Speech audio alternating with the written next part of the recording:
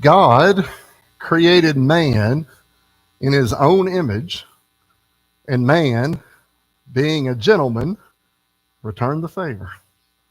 You ever heard that quote?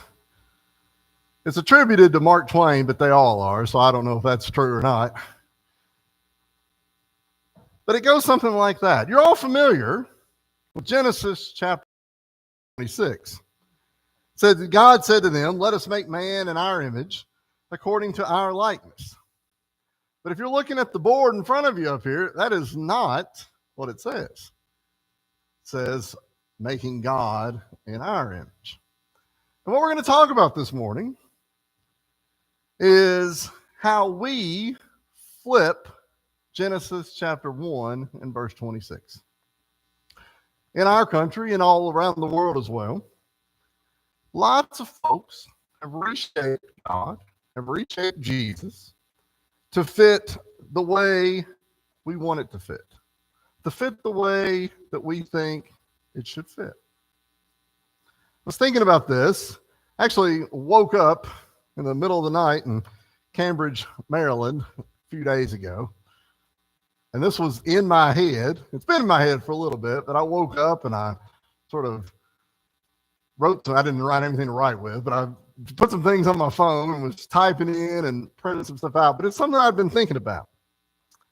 But I've talked about in here before our images of God, our thoughts of Jesus.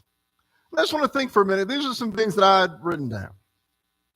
If our vision of Jesus thinks exactly the same way that we do, if our vision of Jesus makes the exact same decisions that we make, always makes the same choice that I make, I might not be following the real Jesus.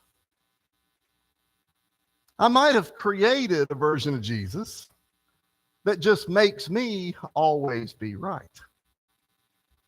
It might put me at the top. I dare say there's a touch on idolatry, which is putting anything above God. Anything, in this case, maybe being ourselves. John chapter 6, you can turn there if you want, but the story will be familiar to you. But in John chapter 6, Jesus feeds 5,000 near the Sea of Galilee. I want you to think for just a second about what it would be like to see 5,000 or 10,000 people, however many people it would have been, because it talks about women and children as well. Think about what it would be like to see something like that. I'm kind of fascinated when I go to a full restaurant and they're able to turn everybody over and get people in the door. That's fascinating to me.